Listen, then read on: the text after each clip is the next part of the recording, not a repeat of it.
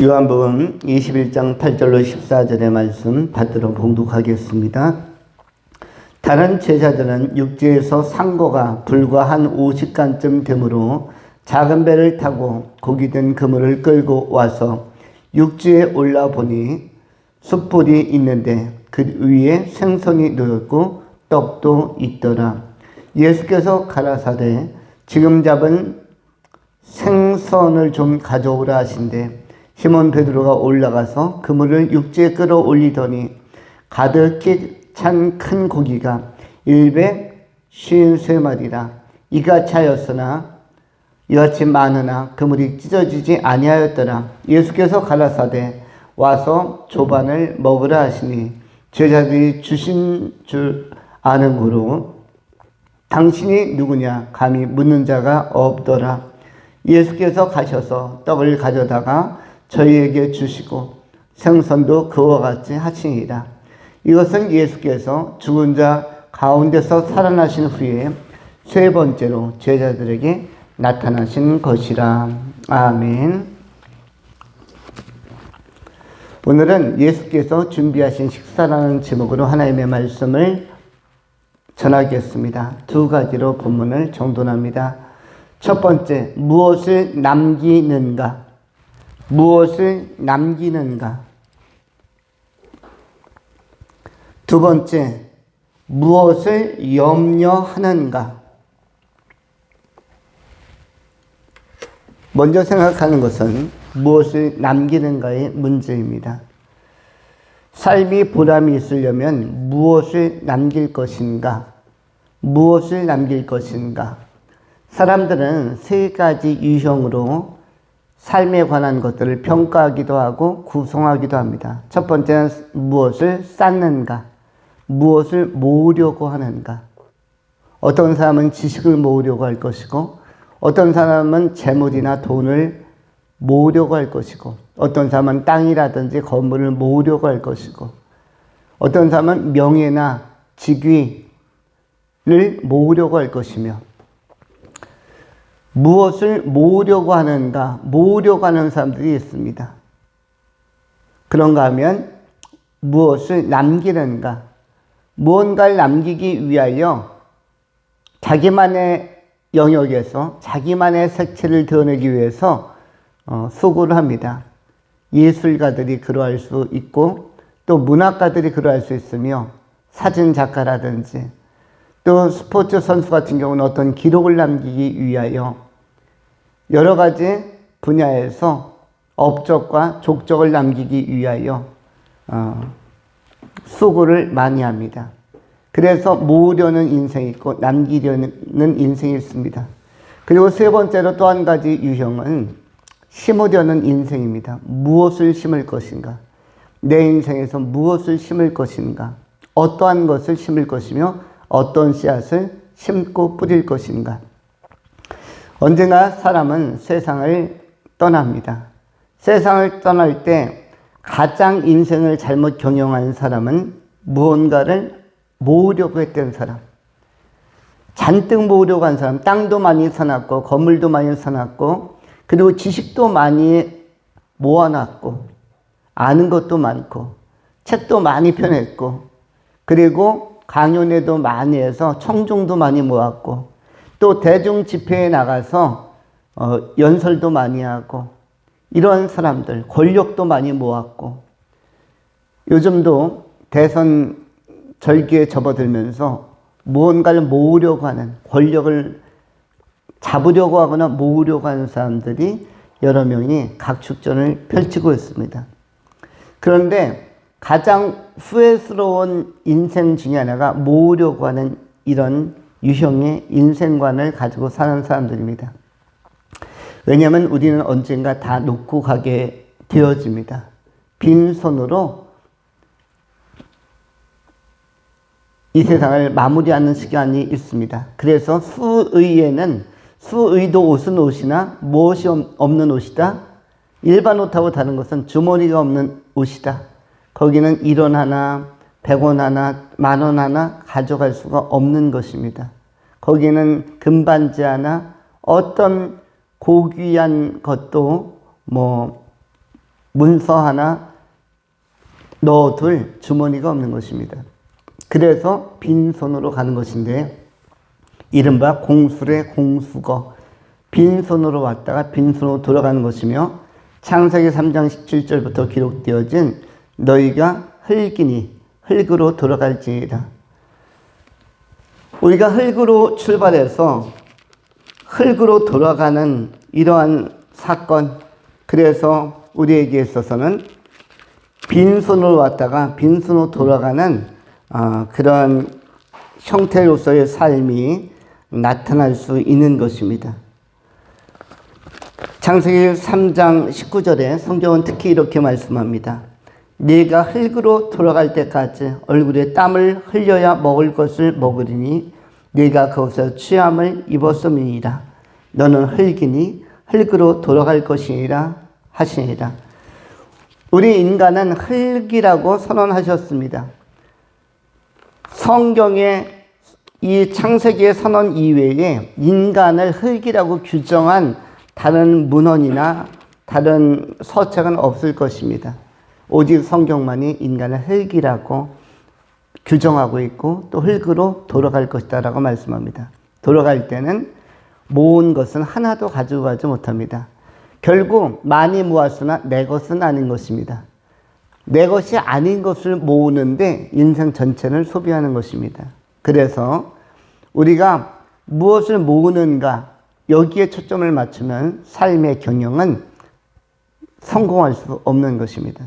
두 번째가 어떤 삶의 유형 패턴이 있겠습니까? 무엇을 남길 것인가? 이른바 사람은 죽어서 이름을 남기고 호랑이는 가죽을 남긴다. 인자 유명이요 호자 유피다 라고 수거로 이야기하기도 합니다. 사람은 남기고자 하는 영역이 있습니다. 물론 좋은 의미에 있어서 선한 영향력을 남기고 선한 행실을 남기고 선한 신앙의 자취를 남기고 이런 것들은 굉장히 나름대로 의미가 있는 것이 될 수 있습니다. 남기는 것, 그것을 통해서 후대가 또 우리 주변 사람들이 유익을 얻을 수 있다면 이 남기는 것은 나름대로의 가치가 있다고 할 수 있습니다. 예를 들어서 베토벤이나 모차르트 같은 분이 굉장히 유명한 소나타라든지 또 이른바 찬송가의 곡조라든지 훌륭한 것들을 작품을 많이 남김으로 후대에 많은 음악 애호가들이나 또 성도들이 음악을 즐길 수 있고 또는 찬송가로 부르기도 합니다. 찬송가를 작곡하거나 작사한 수많은 위대한 믿음의 사람들이 참 많았습니다. 핸델 같은 경우는 메시아를 남긴다든지 또 고흐 같은 사람, 피카소 같은 사람도 아주 훌륭한 작품들을 많이 남김으로 후대가 감상할 수 있는 여지를 열어두었습니다. 남기는 것은 또 좋은 일이 될 수가 있습니다. 그러나 가장 중요한 것은 무엇이겠습니까?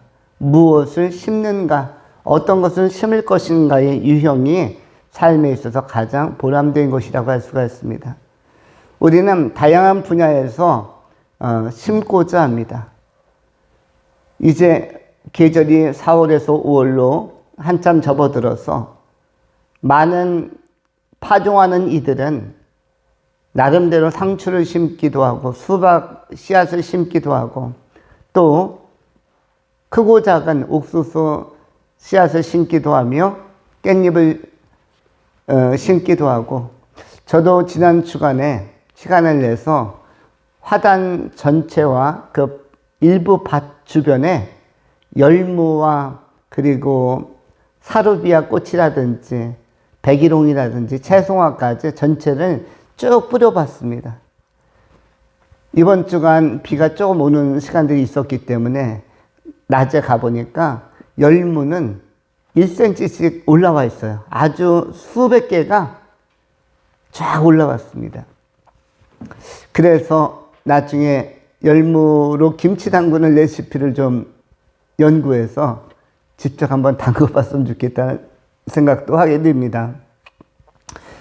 꽃들도 여러 종류를 심었기 때문에 10여 가지의 종류를 심었기 때문에 꽃들도 이제 화사하게 때가 되면은 피어날 것입니다. 심은 대로 거두게 되는 것이죠.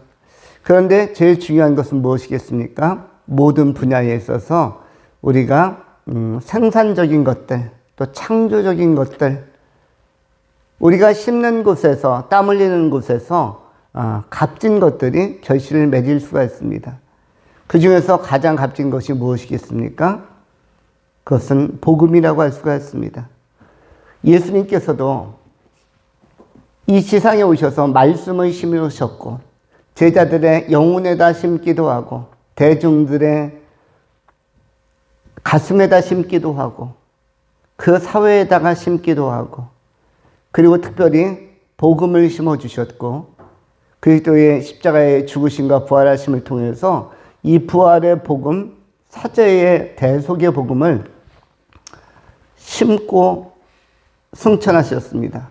그것이 살아남아서 우리에게 생명으로, 영생으로 세대를 흘러가면서 2000년 전에 부활 승천하신 예수님의 이 복음은 오늘날 한반도 모든 교회의 전역과 전 세계의 유럽과 남미와 북미와 아프리카와 아시아와 세계 도처에 이 복음은 계속 흘러가고 있고 또 그 다음 세대의 가슴에도 심겨지게 될 것입니다. 가장 중요한 것은 바로 이 생명을 심는 일들, 복음을 심는 일들, 복음을 전파하는 일이 가장 중요한 것입니다. 우리는 이 소중한 가치를 절대가치로 생각하고 절대가치를 인식하고 적극적으로 심는 일에 힘써야 할 것입니다. 우리가 무엇을 모으는가도 중요하고 쌓는가도 중요하지만 또 무엇을 남기는가도 의미 있고 나름대로 가치가 있지만 무엇을 심을 것인가를 끊임없이 우리가 염두에 두면서 남은 생에 주어진 소중한 미래 가운데 이 복음과 생명의 말씀을 심고 예수 그리스도와 예수 그리스도의 나라를 심고 부활하신 예수님의 이 복음을 심는 일에 우리가 끊임없이 쓰임받아야 할 것입니다. 그리고 틈틈이 범사에 쉬지 말고 감사함으로 기뻐함으로 기도의 씨앗을 또한 심는 것도 대단히 중요한 것입니다. 기도의 씨앗을 심고 전도의 씨앗을 심으면 언젠가는 하나님께서 기뻐하는 때에 싹이 날 것입니다. 우리의 미래를 축복하고 우리 주변과 우리의 다음 세대의 미래를 축복하면서 우리가 복음의 선한 것들을 위해서 심고 또 기도를 끊임없이 심어가는 그래서 미래가 축복의 미래, 영원한 그 생명의 나라 가운데 하나님의 기쁨이 되는 삶을 살아가는 지혜로운 종들이 되실 수 있기를 축원합니다. 두 번째로 무엇을 염려하는가? 오늘 본문 말씀에 제자들은 밤새도록 그물을 던졌으나 그러나 아침이 될 때까지 해가 밝을 때까지 고기를 낚을 수 없었습니다. 요한복음 21장 4절에 3절 4절 시몬 베드로가 나는 물고기 잡으러 가노라 하니 그들이 우리도 함께 가겠다 하고 나가서 배에 올랐으나 그날 밤에 아무것도 잡지 못하였더니 4절 날이 새어갈 때 예수께서 바닷가에 서셨으나 제자들이 예수이신 줄 알지 못하는지라. 열심히 그물질을 하였지만 그러나 그 그물에 물고기가 하나도 잡히지 않았습니다. 이른바 헛힘을 쓴 것이며 날밤을 세웠는데 보람이 없었던 것입니다. 그들의 능숙한 어부로서의 기능도 잘 작동을 하지 않았고 바닷가에서 자란 사람들이었기 때문에 물고기 낚는 데는 나름 전문성을 가진 사람들이었음에도 불구하고 그 밤은 물고기가 낚이지 않았습니다. 이러할 때 제자들은 이구동성으로 어떤 심정적인 공감대를 형성했겠습니까? 그것은 염려였을 것입니다. 오늘 우리가 물고기를 낚으러 나왔을 때에 가족들은 분명히 우리 남편이 또 우리 삼촌이 또는 내 동생이 만선에서 물고기 참 잘 잡는 사람들이니까 가득 물고기를 잡아오면 그것으로 점심 식사도 준비하고 일부는 시장에 갔다가 팔아서 이윤을 남겨가지고 먹거리, 다른 반찬이나 또 쌀이나 밀도 사고 고기도 사고 이러한 나름대로의 잔잔한 설계 그리고 희망찬 설계를 하였을 것입니다. 가족들의 그런 기대도 불구하고 실제로 이 바닷가에 갈릴리 바다에 나온 제자들은 그렇게 열심히 그물을 던졌는데도 물고기를 한 마리도 잡지 못했습니다.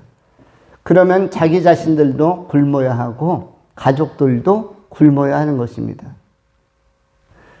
지금까지는 예수님께서 모든 먹거리까지 해결해 주셨기 때문에 지난 3년 동안 복음을 받아들이고 말씀을 공부하면서도 먹는 것은 염려가 없었으나 그러나 예수님께서 이제 십자가에 달리신 이후로부터 제자들은 먹는 문제조차 굉장히 염려의 대상이 된 것입니다. 그런데 예수 믿는 우리 성도들의 현실도 마찬가지일 수 있습니다. 많은 사람들은 조금만 어려워도 염려를 합니다. 여러분, 요즘 대한민국의 많은 사람들이 경제가 잘 된다고 합니까? 어렵다고 합니까? 경제가 어렵다고 합니다. 그런데 그 말을 누가 지어낸 말인지 모르겠어요. 경제가 어렵다면 우리는 다 굶고 오늘 예배를 드려야만 합니다. 여러분, 밥 식사하고 온 겁니까? 굶고 왔습니까? 다 먹고 왔다면, 충분히 먹고 왔다면, 그리고 내일 아침도 밥 먹는 문제는 없다면 경제가 어려운 것이 아닙니다. 경제가 어렵다는 말을 누군가가 지어낸 것이 전염병처럼 유행할 뿐입니다. 대한민국이 전 세계 10위 정도의 경제 성장을 이루고 있는데 그러면 100위는 어떻게 살라는 뜻입니까? 200위는요? 300위 국가는요? 경제는 어렵지 않습니다. 중요한 것은 자족하는 마음, 지족하는 마음이 필요한 것이며 감사하는 마음이 필요한 것입니다. 한국의 경제가 얼마나 좋으면 외국인들이 한국에 많이 몰려 들어와서 모두 직업을 다 갖겠습니까? 외국인 가운데 한국에 와가지고 직장 못 잡은 실업 외국인이 한 명도 없어요. 그렇다면 대한민국 사람들은 특별히 외국인도 다 TO를 찾아서 전원 취업을 하는데 그럼 대한민국 사람들도 사실은 다 일할 곳이 있는 것입니다. 다만 3D라고 하는 데인저러스 그리고 디피컬트 또 더티한 것들 위험하거나 피곤하거나 더러운 것을 안 하려고 하기 때문에 이른바 힘쓰는 일을 가능하면 안 하려고 하기 때문에 그것을 외국인들에게 다 맡기기 때문에 요즘은 조선족들도 웬만한 일들은 아무거나 닥친 대로 하지 않는다고 합니다. 이미 배가 불러 있었기 때문에 조선족들도 옛날엔 조선족은 모든 일자리에 다 들어가서 일을 했었습니다. 저는 25년 전에, 27년 전에 조선족을 가르쳐 본 일이 있습니다. 봉천동에 있는 작은 신학교에서 제가 조직신학을 가르치기도 하고 여러 가지 그 신구약을 가르치기도 하고 강의를 한 일이 있었는데 그러할 때 조선족에 한국에 취업하러 온 분들 그리고 신학을 공부하러 온 분들을 많이 만났습니다. 많이 만났는데 그런데 어느 날 제가 벼룩시장인가 하는 그 구인 광고란에서 저희 집에 도배할 일이 있어가지고 전화 연락처가 있어서 전화를 해서 도배공을 불렀는데 놀랍게도 제가 가르치는 그 제자가 조선족이었는데 한 3명 정도가 팀을 이루어서 저희 집에 도배를 하러 왔었습니다. 그래서 너무너무 신기했었습니다. 제가 지난주에도 가르치고 계속 가르치는, 일주일에 한 2번씩 가르치는 제자가 조선족이었는데 그들이 한국에 와서 도배 기술을 배워서 강남 지역의 도배를 맡아서 다 하는 사람들이었어요. 참으로 중요한 것은 무엇을 먹을까, 무엇을 마실까의 문제로는 염려할 것이 없다는 것입니다. 그래서 예수님께서는 마태복음 6장의 산상수훈을 통해서 아주 선명하게 말씀해 주십니다. 너희는 무엇을 먹을 것인가, 무엇을 마실 것인가, 이런 의식주의 문제에 대하여 염려하지 말라고 말씀해 주셨습니다. 산상수훈은 예수님의 교훈 가운데서 핵심적 교훈을 모아놓은 그러한 책이기도 합니다. 마태복음 6장 30절부터 성경은 이렇게 말씀합니다. 오늘 있다가 내일 아궁이에 던져지는 들풀도 하나님이 이렇게 입히시거든 하물며 너희일까 보냐. 믿음이 작은 자들아. 그러므로 염려하여 이르기를 무엇을 먹을까, 무엇을 마실까, 무엇을 입을까 하지 말라. 이는 다 이방인들이 구하는 것이라. 너희 하늘 아버지께서 이 모든 것이 너희에게 있어야 할 줄을 아시느니라. 그런즉 너희는 먼저 그의 나라와 그의 의를 구하라. 그리하면 이 모든 것을 너희에게 더하시리라. 그러므로 내일 일을 위하여 염려하지 말라. 내일 일은 내일이 염려할 것이요 한날의 괴로움은 그날로 족하니라. 우리 주님께서는 의식주의 문제에 관하여 염려하지 말라고 말씀합니다. 너희 생명이 들풀보다 그리고 공중에 나는 새보다 귀하지 아니하냐. 너희가 어찌 의복을 위하여 염려하느냐. 들의 백합화가 어떻게 자라는가 생각하여 보라. 수고도 아니하고 길쌈도 아니하느니라. 그러나 내가 너희에게 말하노니 솔로몬의 모든 영광으로도 입은 것이 이 꽃 하나만 갖지 못하였느니라. 우리 주님께서는 오늘 있다가 내일 아궁이에 던져질 들풀들도 이렇게 입히고 먹이고 자라게 하시거늘 공중에 나는 새도 먹이시거늘 하물며 너희일까 보냐. 당연히 너희는 책임져 준다라고 말씀하는 것입니다. 오늘 본문에서 제자들이 헛그물질을 하다가 너무 지치게 되니까 오늘 빈손으로 집에 들어가면 어떡하지? 가족의 얼굴은 어떻게 보지? 아내의 얼굴은 어떻게 보지? 내 노모의 얼굴은 어떻게 보지? 그들에게 어떻게 식사를 제공해야 될지 염려할 것이 많았겠으나 그러나 예수님께서는 아무것도 염려하지 말라고 말씀합니다. 그러면서 뭐라고 말씀합니까?